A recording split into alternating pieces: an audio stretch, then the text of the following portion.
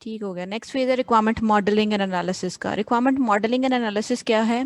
अब आप ये समझें कि रिक्वायरमेंट्स जो हैं वो कस्टमर एंड से हमने फाइनलाइज कर ली हैं, हमने यूजर से रिक्वायरमेंट्स भी गेट कर ली हैं, अब हम उनका एनालिसिस करने लगे हैं। ठीक है, अगर डेफिनेशन पे जाएं तो हम करने वाले हैं रिक्वायरमेंट मॉडलिंग। रिक्वायरमेंट मॉडलिंग क्या होती है? रिक्वायरमेंट मॉडलिंग ये होती है कि हम अपनी जो हमने रिक्वायरमेंट्स कलेक्ट की हैं उनको डायग्रामेटिक फॉर्म या फिर टेक्सचुअल फॉर्म में जो है वो लिस्ट करें। ठीक है, ताकि वो रिलेटिवली आसान हो जाए समझने में, ज़्यादा उनको बेहतर तरीके से रिव्यू किया जा सके और वो कंप्लीट हो, करेक्ट हो और वो कंसिस्टेंट हो। ठीक है, इस वजह से हम क्या कर रहे हैं? रिक्वायरमेंट मॉडलिंग कर रहे हैं। रिक्वायरमेंट मॉडलिंग क्यों की जा रही है? ताकि रिक्वायरमेंट्स को समझना आसान हो जाए और ताकि उसको रिव्यू करना आसान हो जाए, आपको ये पता चल जाए आपके रिक्वायरमेंट्स कंप्लीट हैं या नहीं, करेक्ट है या नहीं और कंसिस्टेंट है या नहीं है। ठीक है, तो इस काम के लिए हम कर रहे हैं रिक्वायरमेंट मॉडलिंग। और रिक्वायरमेंट मॉडलिंग जिस फील्ड के अंदर, और रिक्वायरमेंट एनालिसिस कर रहे हैं, रिक्वायरमेंट एनालिसिस और मॉडलिंग एक ही तरह से कंप्लीट होती है। यानी आप एनालिसिस करने के लिए क्या कर रहे होते हैं? एनालिसिस करने के लिए आप मॉडलिंग कर रहे होते हैं। अब रिक्वायरमेंट एनालिसिस क्या है? रिक्वायरमेंट एनालिसिस ये है कि आप ये एनालाइज करें, आप रिक्वायरमेंट्स को एलाबोरेट करें और उनको फाइनलाइजेशन की तरफ लेके जाएं। और किन रिक्वायरमेंट्स को एलाबोरेट करना है? वो रिक्वायरमेंट्स को एलाबोरेट करना है जो आपने इंसेप्शन के फेज में, एलिसिटेशन के फेज में या निगोशिएशन के फेज में गेट की थी। यानी इन सभी फेज में जो आपने रिक्वायरमेंट्स अपनी फाइनलाइज की हैं उनको हम एनालाइज करना शुरू हो रहे हैं। और एनालिसिस करने की रिस्पॉन्सिबिलिटी किसकी होती है? वो सॉफ्टवेयर इंजीनियर हो सकता है, वो एनालिस्ट हो सकता है या वो मॉडलर हो सकता है। ठीक है, तो रिक्वायरमेंट एनालिसिस क्या है? रिक्वायरमेंट एनालिसिस ये है कि आप अपने रिक्वायरमेंट्स को एलाबोरेट करें और उनको फाइनलाइजेशन की तरफ लेके जाएं। और रिक्वायरमेंट एनालिसिस के लिए हम कर क्या रहे हैं? रिक्वायरमेंट एनालिसिस के लिए हम ये कर रहे हैं, हम रिक्वायरमेंट एनालिसिस के लिए रिक्वायरमेंट मॉडलिंग कर रहे हैं। अब हमारे पास डिफरेंट तरह की मॉडलिंग होती है। एक सिनेरियो बेस्ड मॉडलिंग होती है, क्लास बेस्ड मॉडलिंग होती है, फ्लो बेस्ड मॉडलिंग होती है, बिहेवियरल बेस्ड मॉडलिंग होती है। तो हम तकरीबन सभी तरह की मॉडलिंग को इस कोर्स के अंदर पढ़ने जा रहे हैं। आज हम पर्टिकुलरली सिनेरियो बेस्ड मॉडलिंग पढ़ रहे हैं, फिर इंशाल्लाह हम मूव करेंगे class based, behavioral based and then flow based modeling के ऊपर। तो ये सभी तरह की मॉडलिंग जो है वो यूएमएल के अंदर आती है। यूएमएल डायग्राम सबके लिए बनती हैं। सभी चीज़ें आपको बारी बारी थोड़ी देर में सिखाती हूँ। तो सबसे पहले आज हम देख रहे हैं scenario based modelling. Scenario based modelling में क्या होता है? सिनेरियो बेस्ड मॉडलिंग में हम ये दिखाते हैं कि यूज़र हमारे सिस्टम के साथ कैसे इंटरेक्ट कर रहा है। ठीक है, हमारी जो टॉप प्रायोरिटी है वो ये है कि हमारा यूज़र जो है वो कितना सेटिस्फाइड है हमारे प्रोडक्ट से, हमारी कितना सेटिस्फाइड है एट द एंड। और उसकी सेटिस्फेक्शन को रेस करने के लिए हम क्या करते हैं? हम इस बेसिस पर एनालिसिस कर रहे होते हैं कि यूज़र एक मशीन को कैसे कैसे इस्तेमाल कर सकते हैं। यूज़र की बेस पे इंटरेक्शन निकाल रहे होते हैं। अब अगर हम इसको इस तरह से समझना शुरू करें, जैसे मैं आपको कहती हूँ कि आप मेरा एक प्रोडक्ट बना दें, तो आप शायद आप अपने आप को मेरी जगह रख के सोचेंगे कि अगर मैं एक लेट्स से आपसे बिलिंग सिस्टम बनवा रही हूँ तो आप सोचेंगे कि अच्छा है, अगर मैं एक बिलिंग सिस्टम इस्तेमाल करूँ तो मैं ये वाली फंक्शनैलिटी इस्तेमाल करूंगा। ठीक है, तो ये उस तरह की मॉडलिंग है, सिनेरियो बेस्ड मॉडलिंग। अब हो क्या रहा है, आप यूजर के पर्सपेक्टिव से चीजों को डील करना शुरू करते हैं। आप कहते हैं जी यूजर जो है वो इस तरह से आपके सिस्टम से इंटरेक्ट करेगा। आप सिनेरियोज की बेसिस पे डिसाइड कर रहे होते हैं। और आप जो यहाँ पे डायग्राम बना रहे होते हैं हम कहते हैं यूज केस। ठीक है, यूज केस डायग्राम क्या दिखा रही होती है? यूज केस डायग्राम आपको ये दिखा रही होती है कि आपका कोई भी एक्टर, कोई भी पर्सन जिसने आपके सिस्टम को इस्तेमाल करना है, वो कौन कौन से टास्क परफॉर्म कर सकता है आपके सिस्टम को इस्तेमाल करते हुए। ठीक है, अभी एक डायग्राम देखेंगे तो आपको बेहतर तरीके से इस समझ आना शुरू हो जाएगी। सबसे पहले देख लेते हैं यूज केस क्या होता है। यूज केस आपके पास आपकी फंक्शनल रिक्वायरमेंट को कैप्चर करने के लिए बनाया जाता है। अब यहाँ पे आपने एक चीज देख ली है कि नॉन फंक्शनल यहाँ पे हरगिज कैप्चर नहीं हो रही, सिर्फ फंक्शनैलिटी के ऊपर हम बात कर रहे हैं। ठीक है, यूज केस जो है वो बनाया जाता है फंक्शनल रिक्वायरमेंट्स को कैप्चर करने के लिए। ये क्या दिखा रहा होता है? ये इंट्रैक्शन दिखा रहा होता है कस्टमर और आपके यानी एक्टर, आपके यूजर और सिस्टम के दरमियान। यानी आपका यूजर कौन कौन से टास्क परफॉर्म कर सकता है सिस्टम के साथ इंटरेक्ट करके। यूज केस कुछ इस तरह से आपकी एक फिगर होती है। ठीक है, ये आपका एक्टर होता है, ये आपके यूज केसेस होते हैं और ये इंटरेक्शन दिखाई जा रही है। जैसे अगर हम इस चीज को देखें, ये सेफ होम करके एक प्रोजेक्ट है। तो ये एक होम ओनर क्या कर सकता है? होम ओनर जो है वो उसके पैरामीटर सेट कर सकता है, अलार्म सेट कर सकता है और एक्सेस कर सकता है कैमरास की सर्वेलियंस को वाया इंटरनेट। तो ये इस तरह से यानी ये दिखा रहा है कि एक कस्टमर या एक यूजर आपके सिस्टम को कैसे कैसे इस्तेमाल कर सकता है। और ये सब हम ग्राफिकली रिप्रेजेंट कर रहे होते हैं in the form of use case. ठीक है, अब यूज केस क्या होता है पहले ये देख लेते हैं। पहले सारे टर्मिनोलॉजीज पढ़ लेते हैं, देन जो है वो यूज केस डायग्राम की तरफ मूव करते हैं। तो सबसे पहली टर्मिनोलॉजी देखें तो वो है यूज केस। तो आपके पास इस तरह से एक ओवल होता है जिसके अंदर आप एक वर्ड लिखते हैं, एक वर्ब एंड नाउन की फॉर्मेट में एक वर्ब लिखते हैं जो आपको बता रहा होता है कि क्या इंटरेक्शन आपका कस्टमर जो है वो आपकी मशीन के साथ करेगा। जैसे लेट्स से मैं अगर एलएमएस के सिनेरियो की बात करती हूँ तो मैं जी कहती हूँ कि ये मेरा एक यूज केस है, ओवल शेप आ गई और इसके अंदर मैं लिख दिया लॉग इन। ठीक है, तो ये क्या है, ये मेरे पास मेरा एक यूज केस है, ये इसके अंदर लिखा जाता है, सिर्फ रीडेबिलिटी के लिए उसको थोड़ा सा बाहर लिखा गया, मैं इसको करेक्ट कर देती हूँ। ठीक है, तो आपका यूज केस जो है वो हमेशा आपके ओवल के अंडर लिखा जाता है। ठीक है, लॉग इन। ठीक है, जैसे आप क्या कर सकते हैं, आप सबमिट असाइनमेंट कर सकते हैं। ठीक है, तो मैं ऐसे लिखूंगी सबमिट असाइनमेंट, तो यूज केस बना और उसके अंदर मैंने लिख दिया सबमिट असाइनमेंट।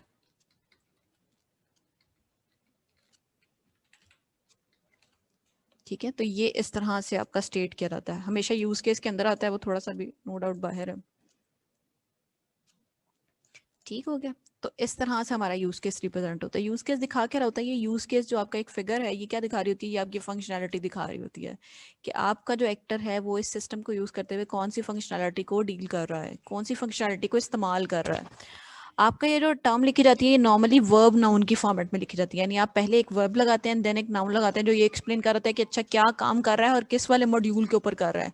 जैसे यहाँ पे मैंने लिखा है सबमिट असाइनमेंट। ठीक है, जैसे मैं लिखती व्यू असाइनमेंट, जैसे मैं लिखती लेट्स से लॉग इन, जैसे मैं लिखती साइन अप। ठीक है, तो कुछ हद तक मैं ऐसे वर्ड्स इस्तेमाल कर रही हूँ जिनसे डायरेक्टली पता चल जाए, मैं पूरी स्टोरी नहीं लिखने की कोशिश कर रही, या पूरी वन लाइन डिस्क्रिप्शन लिखनी, या वन वर्ड डिस्क्रिप्शन नहीं लिखनी।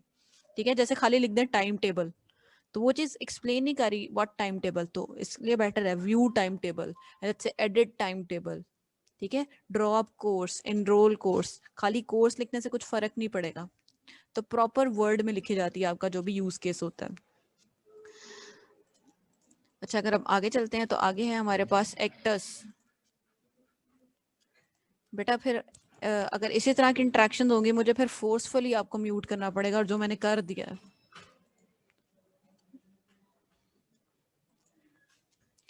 अच्छा, तो हमारे पास जो है नेक्स्ट आते हैं हमारे पास एक्टर्स। एक्टर्स क्या होते हैं, एक्टर्स वो लोग होते हैं जिन्होंने सिस्टम के साथ इंटरेक्ट करना होता है। ये तो हमने देखी कि इंटरेक्शन हो क्या रही है। ठीक है, यहाँ पे जितनी मैंने आपको फिगर दिखाई, ये मैंने आपको ये दिखाई है कि इंटरेक्शन हो क्या रही है। अब मैं आपको ये दिखाने जा रही हूँ इंटरेक्शन कर कौन रहा है, जो जो पर्सन इंटरेक्शन करेगा सिस्टम के साथ वो एक्टर कहलाएगा। ठीक है, वो क्या कहलाएगा, एक्टर कहलाएगा। एक्टर जो होता है वो स्पेसिफिक जेनेरिक होता है, जैसे अगर मैं एक एक्टर बना लूं स्मिथ नाम का, तो ये चीज ऐसी नहीं होनी चाहिए। ये क्या हो रहा है, मतलब मैंने तो आपको, ये आपके एंड पे भी डिस्टॉर्शन आ रही है स्टूडेंट्स, खासी डिस्टॉर्शन है, हालांकि आप तो म्यूट है।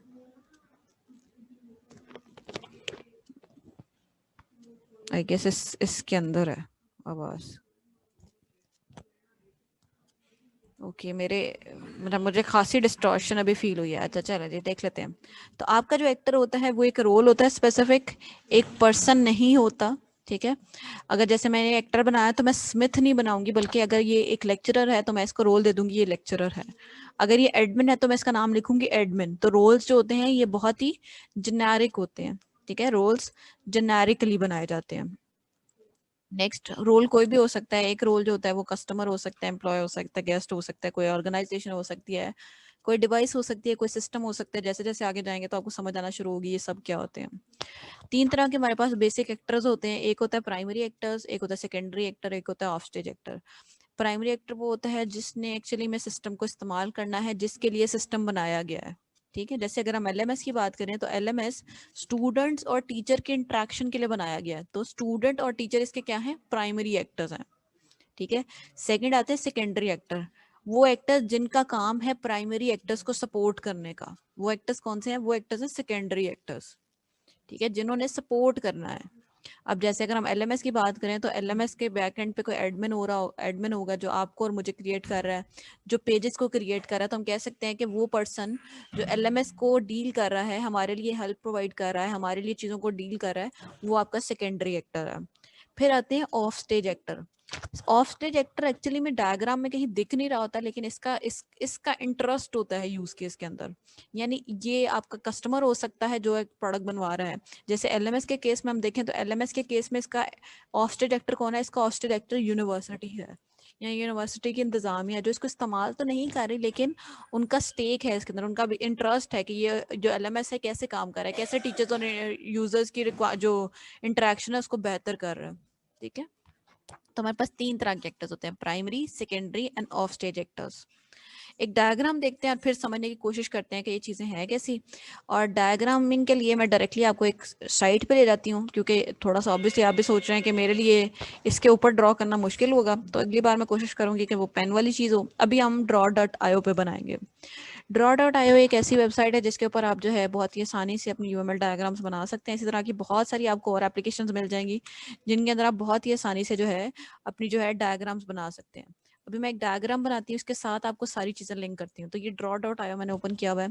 यहाँ पे मेरे पास मेरी सारी चीज़ें अवेलेबल हैं जिनको मैं सिंपली ड्रैग एंड ड्रॉप करके अपनी डायग्राम बना सकती हूँ। तो मैं अभी यूज केस बनाने जा रही हूँ, तो ये मेरे पास मेरा एक्टर आ गया। अब इस एक्टर को, अब मैं ये यूज केस डायग्राम किसके लिए बना रही हूँ पहले मैं आपको ये बता देती हूँ। तो ये यूज केस डायग्राम जो मैं बना रही हूँ, ये बना रही हूँ मैं, एक मिनट में पहले राइट ऑब्जेक्ट पिक कर लूँ। ओके, तो मुझे मेरे ख्याल से जेनेरिक की बजाय यूएमएल में जाके पर्टिकुलर ऑप्शन की तरफ चलना चाहिए। ओके, तो ये थोड़ा सा टूल इतना ज़्यादा फिजिबल नहीं है, इससे बेहतर टूल्स हमारे पास मौजूद हैं। Let me see if I can use any one of it. Frame add कर लूँ, I guess frame is a good option but it's not. नहीं नहीं नहीं नहीं, चले मैं ओवर द टाइम देखती हूँ इसके लिए कोई बेहतर टूल। अभी फिलहाल मैं इसी बॉक्स के साथ गुजारा करती हूँ जो आपको दिखा रही हूँ। तो इसको हम कंसिडर करते हैं as a system. Screen show नहीं हो रही, ओके ठीक है जी। अच्छा, अब हम बनाने जा रहे हैं ये draw.io के ऊपर ये पूरा सिस्टम। ये मेरे पास मेरा एक्टर आ गया, मैं यहाँ पर आई हूँ और मैं यूएमएल के फोल्डर के हेड के अंदर आई हूँ और ये मेरे पास मेरी यूएमएल से रिलेटेड सारी चीज़ें मौजूद हैं। मैंने एक्टर इस्तेमाल करना है क्योंकि मेरे पास यूज़ केस के अंदर एक्टर होता है, तो मैंने सिंपली यहाँ से ड्रैग किया, यहाँ पर ड्रॉप किया और ये मेरे पास एक्टर आ गया। अब इस एक्टर का नाम है एक, और ये मैं सिस्टम बनाने जा रही हूँ अबाउट। अच्छा, ये इसको थोड़ा सा मुझे 1 मिनट देखने दें, मैं इसको एडजस्ट कर लूँ चीज़ें, जर्नल और टेक्स्ट। ठीक है, तो ये सिस्टम मैं बनाने जा रही हूँ, जो यूज केस डायग्राम बनाने जा रही हूँ, ये एटीएम के सिनेरियो में बनाने जा रही हूँ, यानी ये बैंक के एटीएम के लिए बना रही हूँ। और इसलिए बना रही हूँ, इसकी बना रही हूँ क्योंकि ये किसी के लिए भी समझना बहुत आसान होता है कि एटीएम जो है वो किस तरह से डील करता है। तो ये मेरे पास मेरा एक्टर आ गया और ये मेरे पास मेरा सिस्टम आ गया। तो इसकी कुछ नोटेशंस हैं, उन नोटेशंस को मैं बार बार भी आपको बताती जाऊंगी। तो एक्टर हमेशा इसी तरह से बनाया जाता है, स्टिक डायग्राम होती है ये। और इस एक्टर के नीचे इसका नाम जो है वो स्पेसिफिकली मेंशन किया जाता है। इस एक्टर का नाम, अब अगर हम बैंक के सिनेरियो में देखें तो वो कौन सा है, वो कोई भी यूजर हो सकता है, तो हमने इसलिए इसका नाम रख दिया यूजर। या फिर हमारे पास हमारा कस्टमर हो सकता है, कस्टमर तो बहुत ज्यादा इसका वैलिड टर्म नहीं है, इन जनरल टर्म रखते हैं यूजर। तो मेरा एक यूजर है जो मेरे बैंक के सिस्टम के साथ इंटरेक्ट करना चाह रहा है, तो ये मेरे पास होती है सिस्टम की बाउंड्री।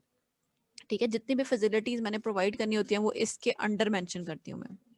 अब मैं अपने यूज केस मेंशन करने की कोशिश करती हूँ। तो मेरा ये पहला यूज केस आ गया। अब एक पर्सन जो है वो बैंक के एटीएम को इस्तेमाल करते हुए क्या क्या फंक्शनैलिटी के ऊपर काम कर सकता है। पहला अगर काम हम देखें, एक पर्सन जब एक मशीन पे आएगा तो वो क्या होगा, उसकी कार्ड वैलिडेशन होगी। ये कार्ड और यूजर वैलिडेशन, ठीक है, अगर हम उस तरह से लिखें,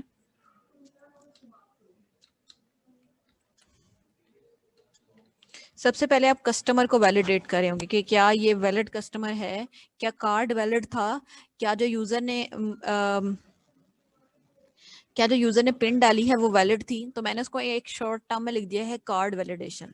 दूसरा काम क्या कर सकता है, अब जितने भी काम वो इस सिस्टम को इस्तेमाल करते हुए कर सकता है वो मैं सभी ओवल्स के अंदर लिखती जाऊंगी। नेक्स्ट वो ये कर सकता है, लेट्स से वो कर सकता है चेक बैलेंस, वो अपना बैलेंस चेक कर सकता है। तो मैं जितनी मेजर फंक्शनैलिटीज होंगी उनको इस तरह से ओवल के अंदर लिस्ट करती जाऊंगी। और क्या काम कर सकता है जी, और वो कर सकता है अपनी प्रिंट कर सकता है मिनी स्टेटमेंट को। ठीक है, उसने अपना बैलेंस देखा एंड देन उसने अपनी मिनी स्टेटमेंट प्रिंट कर लिया।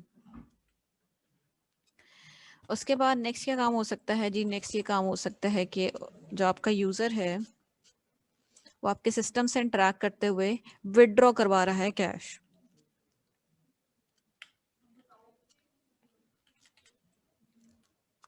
विड्रॉ करा रहा है कैश, ठीक है। अब मैं इसी तरह से सारे ओवल्स डाल देती हूँ, देन मैं उसको फिक्स करने की कोशिश करती हूँ कि वो सब एक ही चीज़ के ऊपर फिक्स्ड हो जाए, ठीक है। उसके अलावा क्या हो सकता है जी, बिल पेमेंट हो सकती है आपके एटीएम के थ्रू, ठीक है। तो मैंने बिल पेमेंट स्टेट कर दी। उसके अलावा क्या हो सकता है जी, उसके अलावा मैं सभी ओवल्स लिस्ट कर रही हूँ, देन मैं इसको एक ही बार फिक्स करती हूँ। लेट्स से आप ट्रांसफर कर सकते हैं अमाउंट को,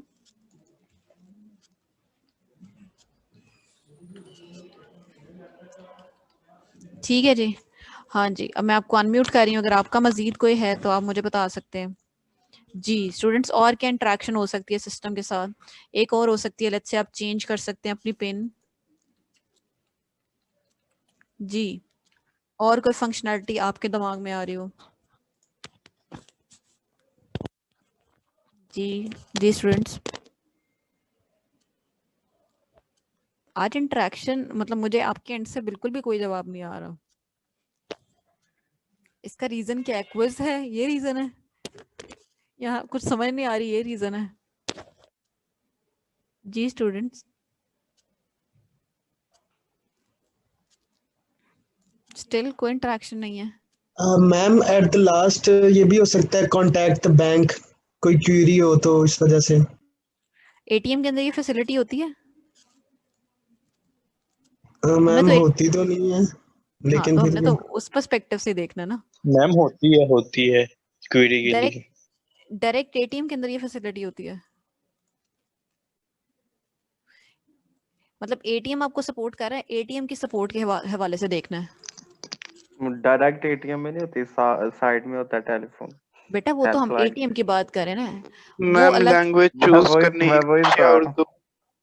अच्छा, तो उस वाली चीज को नहीं जाना, जो चीज सिस्टम, वो सिस्टम से बाहर है ना, वो सिस्टम का पार्ट नहीं है। आप अपनी मर्जी से उस उसके आउटसाइड द सिस्टम इस्तेमाल कर रहे हैं, सिस्टम की ये सपोर्ट नहीं है, ठीक है। तो वो जो चीज सिस्टम की सपोर्ट नहीं है वो इसके अंदर नहीं लिखी जाएगी। मैम लैंग्वेज का आ सकता है, वो कार्ड वैलिडेशन से पहले आता है लैंग्वेज का। अच्छा, तो अब वो भी आप इधर ओबल डाल सकते हैं, लेट्स से सिलेक्ट लैंग्वेज, ठीक है। तो वो एक्सक्यूज चीजें मैंने मैम, क्यों, जी जी मैम बायोमेट्रिक की भी होती है मैम। जी, वो अभी आते हैं, वो ये कार्ड या यूजर वैलिडेशन के अंदर मैंने उसको हैंडल कर दिया ना। मैंने एक मेजर टर्म लिखी है, उसकी डिटेल को मैंने हाइड कर दिया। अब यहाँ पे क्या है, मैंने बहुत सारी चीजें शायद अभी जो फैसिलिटी अवेलेबल थी वो स्टिल नहीं लिखी, तो मैंने ये क्या डील किया है, मैंने मेजर रिक्वायरमेंट्स के ऊपर बात की है, ठीक है। मैंने मेजर फंक्शनैलिटी के ऊपर बात किया, मैंने बहुत सारी माइनर फंक्शनैलिटी शायद जो है वो इग्नोर भी कर दी है। लेट्स से मैंने अभी इसके अंदर ये भी स्टेट नहीं किया, तो ओके मैं स्टेट कर सकती हूँ कि फर्स्ट टाइम जब आपका कस्टमर आपके सिस्टम के ऊपर आता है, आपका एक यूजर का नया कार्ड है, जब वो आता है तो वो नए कार्ड को भी वो कर रहा होता है, क्या कहते हैं उसको, क्या कह सकते हैं उसकी टर्मिनोलॉजी? पिन चेंज के लिए क्या था जब न्यू कार्ड आता है, एक्टिवेट, एक्टिवेट बिल्कुल करने के लिए। आयशा आपकी टर्म बिल्कुल ठीक है। तो लेट्स से मैं एक और यूज केस डाल सकती हूँ जिसके अंदर मैं लिख रही हूँ जी, एक्टिवेट कर सकता है कार्ड को, एक्टिवेट कर सकता है कार्ड को, ठीक है।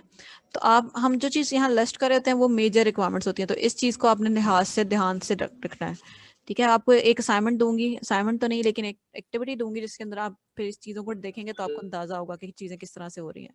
और कोई मेजर रिक्वायरमेंट जो हमने स्किप की हो? जी स्टूडेंट्स, जी जी बेटा जल्दी जल्दी बता देते हैं। अब मैं इसकी डायरेक्ट लाइन लगा देती हूँ, तो इनके दरमियान में डायरेक्ट लाइन होती है और बाकी एरोड नहीं होते। तो इसकी मैं 1 मिनट में जाकर, डिफॉल्ट कोई सेटिंग होती है इसकी? नहीं होती। अच्छा,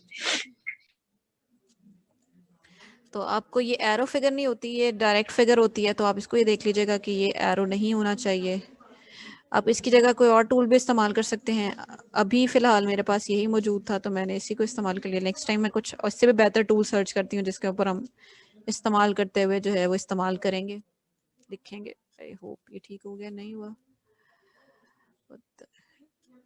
okay, it's errored none, now it's fine, ठीक है। तो आप इस तरह से सभी के दरमियान में लाइंस ऐड कर लेंगे और जो सबके एरो ही आएंगे, नहीं आ रहे अब, चलो ये अच्छी बात है। तो आप ये सबको इस यूजर के साथ कनेक्ट कर देंगे, यानी ये दिखा रहा है कि ये यूजर इन सब फंक्शनैलिटीज को जो है वो इस्तेमाल कर सकता है। ठीक है जी, बस एक यूजर के साथ कनेक्ट करते जाएं।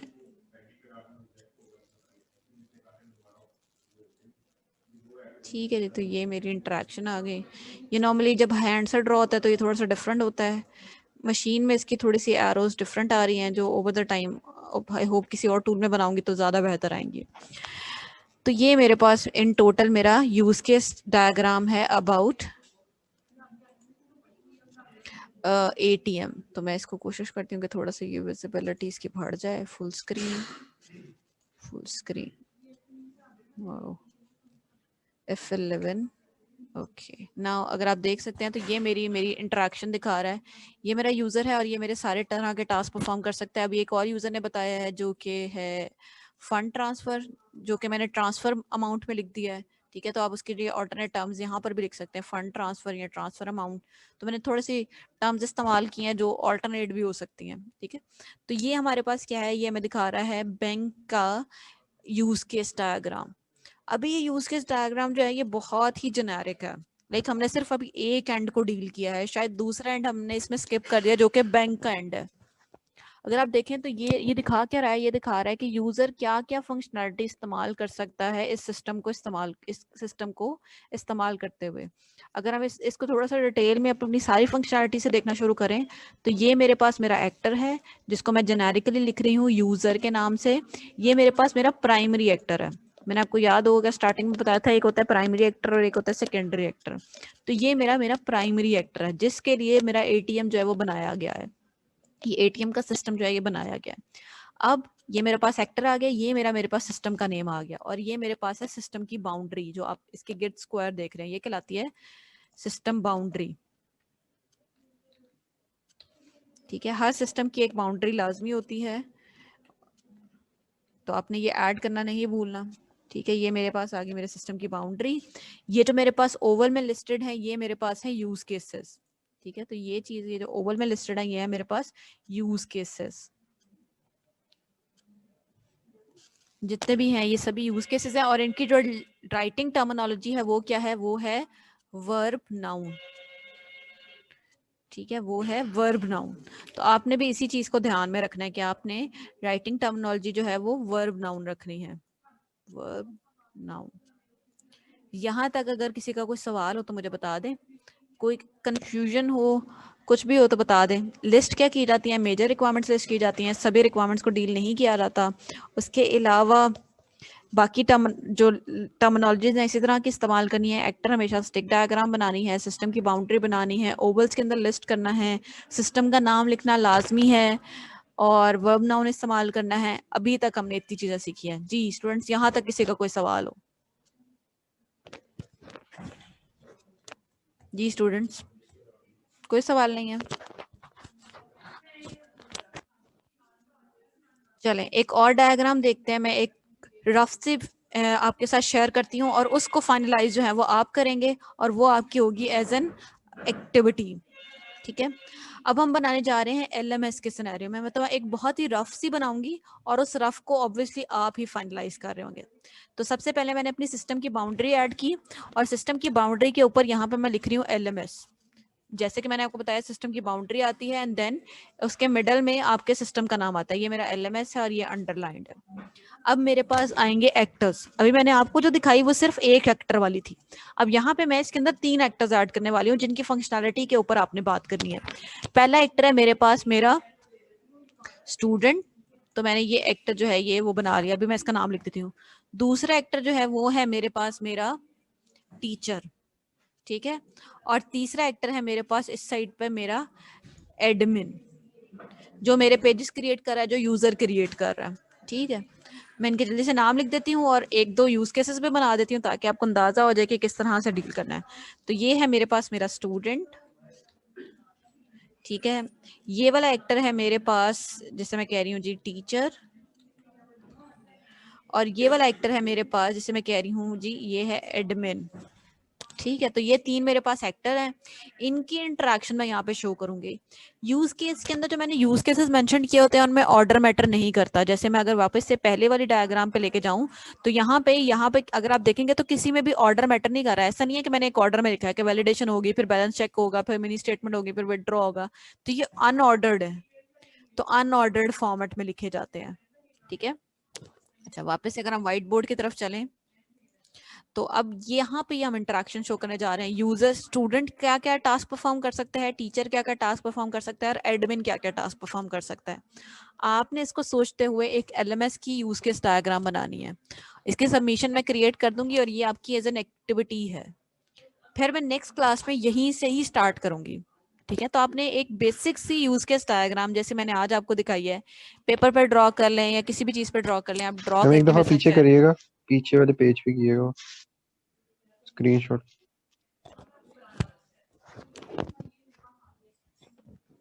जी खुरम।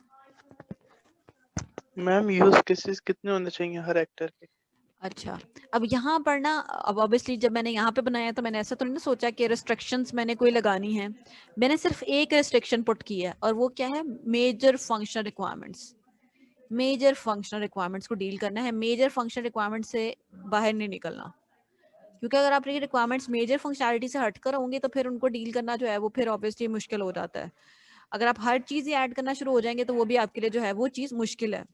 तो आपने क्या डील करना है, आपने डील करना है मेजर फंक्शनल रिक्वायरमेंट्स के साथ, ठीक है। तो आपने एलएमएस के सिनेरियो में बनानी है। मैं व्हाइट बोर्ड पे ले जाती हूँ, एक दो बना देती हूँ ताकि आपको अंदाजा हो जाए। अच्छा, जैसे स्टूडेंट क्या कर सकता है, स्टूडेंट लॉग इन कर सकता है, ठीक है। तो मैंने ये बनाया और लेट्स से मैं इसके अंदर लॉग इन लिख देती हूँ। अब आप अज्यूम करें मैंने इसके अंदर लॉग इन लिख ही दिया है, लिख ही लेती हूँ, ठीक है। तो स्टूडेंट भी लॉगिन कर सकता है, तो मैंने इसी को इसी के साथ अटैच कर दिया। टीचर भी लॉगिन कर सकता है, मैंने इसी के साथ अटैच कर दिया। और एडमिन भी लॉगिन कर सकता है, मैंने इसको इसके साथ अटैच कर दिया, ठीक है। अब इसके अलावा क्या हो रहा है, टीचर साइन अप कर सकता है, वही साइन अप भी हो सकता है। तो साइन अप का बना ले, ठीक है। साइन अप अटैच कर दें, एडमिन साइन अप कर सकता है और लेट्स से जो जो भी एक्टर साइन अप कर सकता है, ठीक है। अच्छा, अब क्या हो रहा है, स्टूडेंट जो है वो चेक कर सकता है या लेट्स से सबमिट कर सकता है असाइनमेंट को, ठीक है। अब ये जो फैसिलिटी है ना, ये सिर्फ स्टूडेंट को है,